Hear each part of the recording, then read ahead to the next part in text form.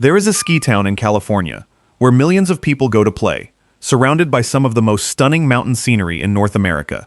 They ski, they hike, they live their lives completely unaware that the town itself sits inside the sunken crater of a supervolcano. One of only 3 in the entire country, and for 40 years the ground beneath their feet was pushing upwards, not by millimeters, by inches. What would you do if you realized your home was built on something like that? Let us know down in the comments. We read them all. Let's begin. For decades, scientists at the U.S. Geological Survey watched it happen, holding a secret they couldn't fully explain. An ancient volcanic caldera, 20 miles long, was actively swelling, rising, inhaling, quietly preparing for something. The only question was what? So many of you who find these stories valuable forget to subscribe. It's the single most important way to support this reporting. If you're learning something new right now, take 1 second and hit that button. It guarantees you won't miss the next chapter of a story like this. Don't be one of the viewers who forgets. The story begins 760,000 years ago, with an explosion that defies modern comprehension. An event so violent it did not create a mountain. It erased one. Deep beneath eastern California, a colossal chamber of magma ruptured, unleashing a cataclysm that registers as a 7 on the Volcanic Explosivity Index. For scale, Mount St. Helens in 1980 was a 5. A VEI 7 is hundreds of times more powerful. In a matter of days, between 600 and 650 cubic kilometers of molten rock and ash were ejected into the atmosphere. That is nearly 150 cubic miles of the Earth's crust, vaporized and thrown skyward. Enough material to bury the entire state of California under 15 feet of ash, pyroclastic flows, incinerating clouds of gas and rock moving at hurricane speeds, scoured the landscape for 100 miles in every direction, sterilizing everything they touched. When the eruption finally exhausted itself, the ground where a massive mountain range once stood collapsed. It fell more than a mile straight down, leaving behind a titanic scar on the planet's surface. A crater, a caldera, 20 miles long by 18 miles wide. We call it the Long Valley Caldera. The ash from that single event formed a geologic layer known as the Bishop Tuff. It covers vast swaths of the American West. Scientists have found traces of it in Nebraska, in Kansas, in deep ocean sediment cores pulled from the floor of the Atlantic. The planet itself recorded the birth of this monster. Then, for 750,000 years, it fell quiet. It slept. Until it didn't. May 1980. The world's attention was fixed on Washington State, where Mount St. Helens was smoking, bulging, and about to blow. But 800 miles to the south, in a quiet corner of California, something else was happening. The ground started to shake. Not the gentle tremors common to California, but violent, jarring quakes. A swarm of them. On May 25th, a magnitude 6.3. 2 days later, a 6.0. Then another, and another. 4 earthquakes magnitude 6.0 or greater rocked Long Valley in a single week. The resort town of Mammoth Lakes, built directly on the caldera's southwestern rim, was jolted into a state of panic. Scientists from the U.S. Geological Survey descended on the area. Their initial findings were alarming. It wasn't just earthquakes. The ground itself had changed. Precision survey equipment revealed that the center of the caldera, an area known as the Resurgent Dome, had shot up by nearly 10 inches in less than a year. The sleeping giant wasn't just stirring, it was physically inflating. The timing was almost unbelievable. Mount St. Helens erupted catastrophically on May 18, 1980. The Long Valley earthquake swarm began just 1 week later. For the Yuskis, it was a nightmare scenario. 2 major volcanic systems, showing signs of life at the exact same time. Publicly, they tried to quell fears. Privately, they prepared for a second disaster. They established a new, color-coded alert system specifically for Long Valley. They drafted evacuation plans for Mammoth Lakes. They installed a web of seismometers and GPS sensors, turning the entire caldera into one of the most intensely monitored pieces of land on Earth. They were watching for an eruption.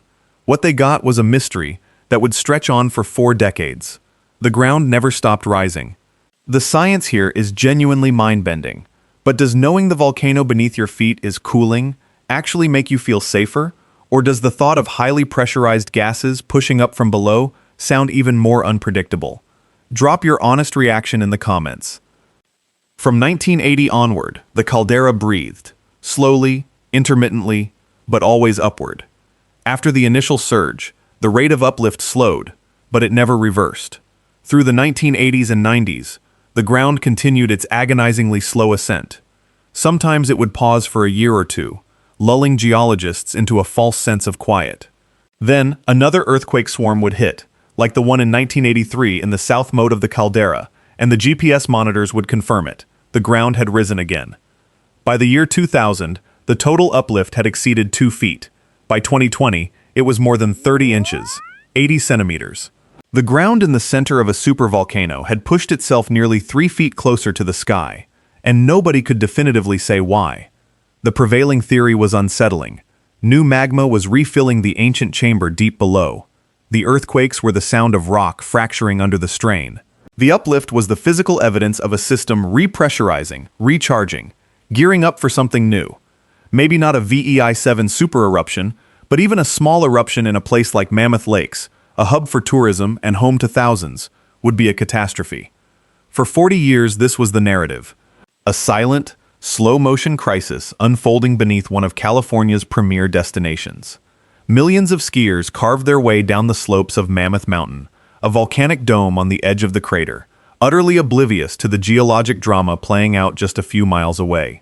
The residents lived with it, a constant, low-level hum of anxiety, a threat that was too slow to be an emergency, but too big to ignore. The problem for scientists was that they were blind. They could measure the effects, the quakes, the uplift, but they couldn't see the cause.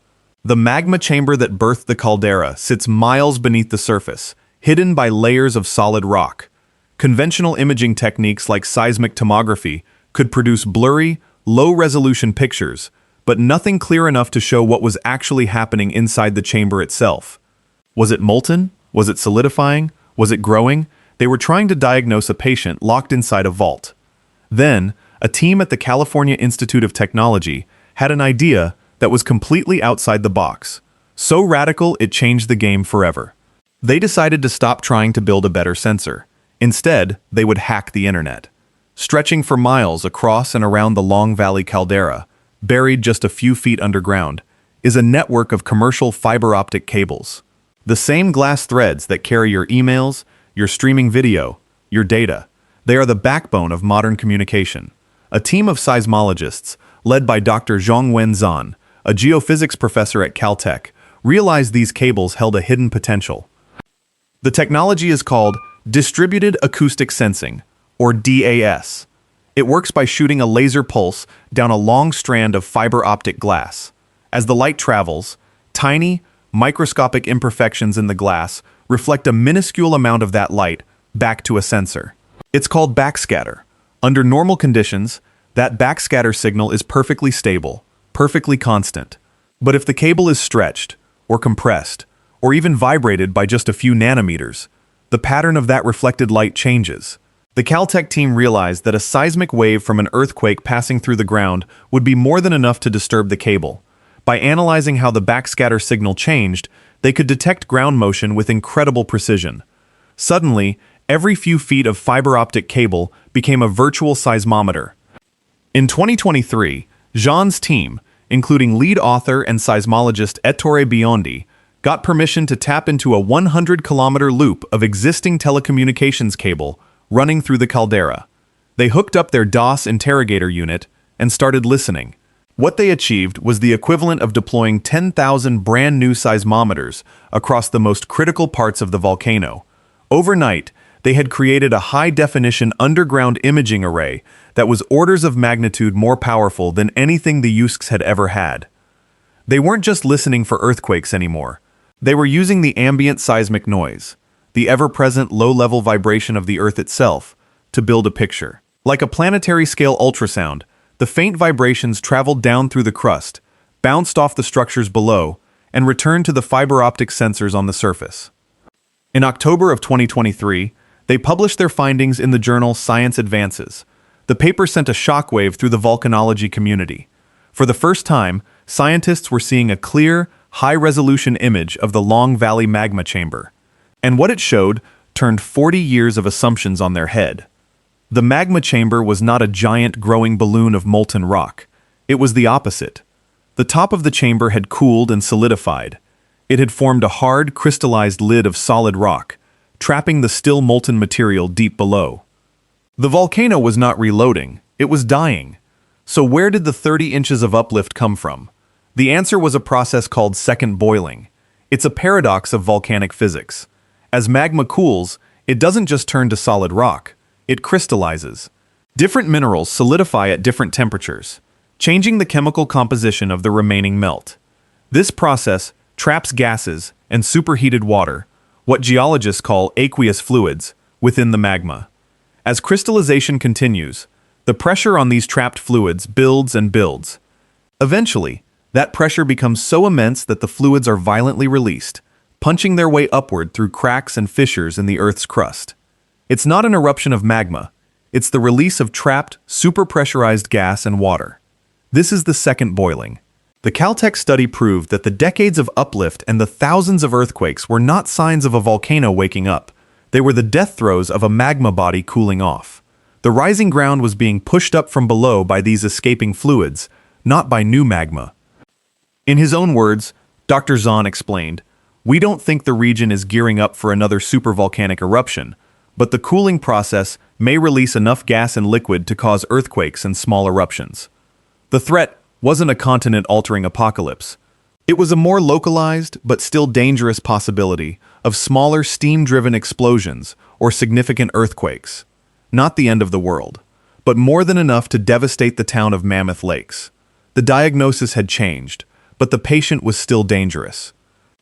If you're finding this story as mind-blowing as we do, and you think someone in your family or a friend needs to hear it, please hit that like button and share this video with them. It genuinely helps us reach more people. And I know I've asked before, but it bears repeating. If you're still watching and haven't subscribed, what are you waiting for? An actual eruption? Mostly kidding. Click it now so you don't miss what comes next. For 40 years, the volcano had been inhaling. Everyone was waiting for the exhale. It finally came in January of 2026. Two U.S. geophysicists, Josh Crozier and Alicia Hodovec-Ellis, with the California Volcano Observatory, published a short but monumental report. They had been tracking the network of high-precision GPS stations across the caldera, the same ones that had so faithfully recorded the 80 centimeters of uplift since 1980. Their new data showed something that hadn't happened in modern history. The caldera had reversed course. Between 2021 and the beginning of 2026, the resurgent dome, the very center of the caldera that had been relentlessly pushing upward, had subsided. It had deflated. It dropped by 6 centimeters, or about 2.4 inches. After 4 decades of rising, the ground was now falling. The volcano was exhaling.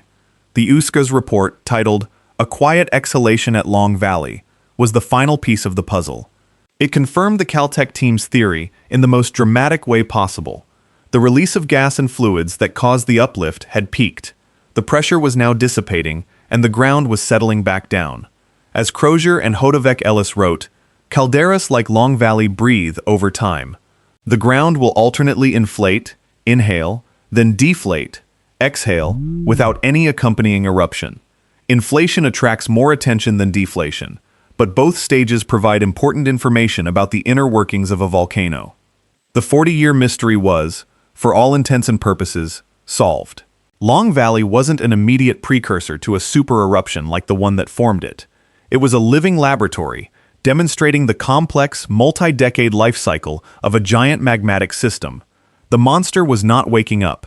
It was settling into a long and likely permanent sleep. A collective sigh of relief could be felt from the scientific community all the way to the town of Mammoth Lakes. The existential threat that had loomed over the region for a generation had been reclassified, understood, downgraded.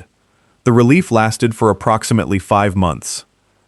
Because just as the natural threat receded, a new one emerged. A man-made one.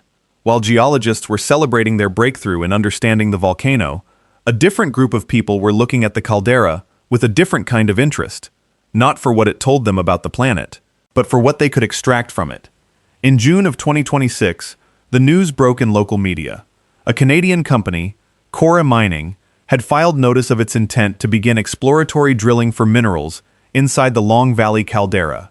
The proposal was aggressive. 12 massive drill pads spread across 1,848 acres of land. The target location?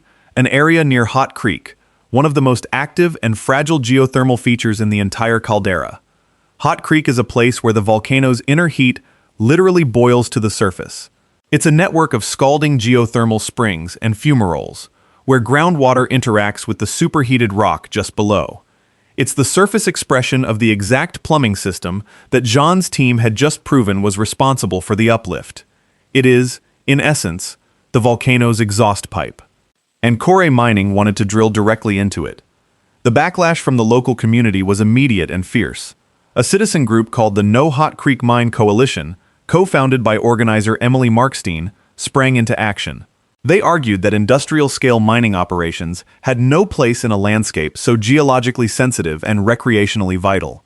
They pointed to the risks of groundwater contamination, habitat destruction, and the industrialization of a beloved natural area.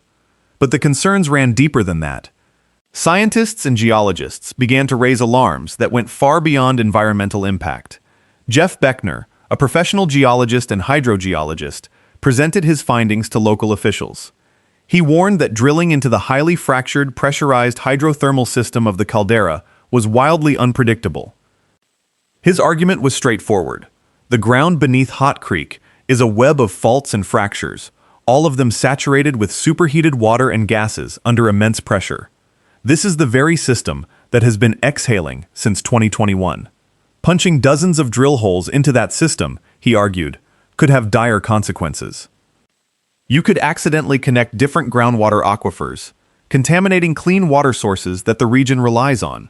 Worse, you could puncture a high-pressure pocket of steam or gas, potentially triggering a hydrothermal explosion, also called a steam blast or phreatic eruption. Not a magmatic eruption, but a violent, localized explosion of steam, water, and rock, powerful enough to create a significant crater and endanger anyone nearby. The irony was staggering. After 40 years of fearing a natural eruption from deep within the earth, the most immediate threat was now a man-made one, instigated from the surface. The community had spent decades living on a sleeping giant, only to find that someone was now proposing to poke it with a very large stick. The fight is happening right now. It pits a foreign mining corporation against a small mountain town, economic interests against scientific caution, the desire to extract resources against the wisdom of leaving a complex, barely understood system alone. Long Valley is not just another supervolcano alongside Yellowstone and New Mexico's Valles Caldera. It has become something more. A case study in humanity's relationship with the forces that shape our planet. We spent decades using our most advanced technology to understand its immense natural power, to decode its slow, ponderous breathing. We finally learned that its greatest threat came not from a massive reservoir of angry magma, but from the physics of its own cooling, a process of quiet, gradual death. And the moment we understood it was not going to kill us, we decided to see if we could break it ourselves. The story of Long Valley is no longer about the cataclysm of 760,000 years ago. It's not even about the panic of 1980. It's about the decision being made in 2026. Whether to respect a place of immense power and fragility, or to treat it as just another resource to be exploited. The caldera is still breathing. The ground has settled, but the heat remains. Enough heat to power 40,000 homes from the Casa Diablo geothermal plant that already taps its energy. Enough heat to boil the waters of Hot Creek, and enough latent pressure to cause problems that drilling engineers may not be prepared to handle. For 4 decades, the people of Mammoth Lakes lived under a question mark. Is the volcano waking up? The answer, finally, appears to be no. But science has replaced that question with a new one that is far more unsettling. We know what the volcano is doing.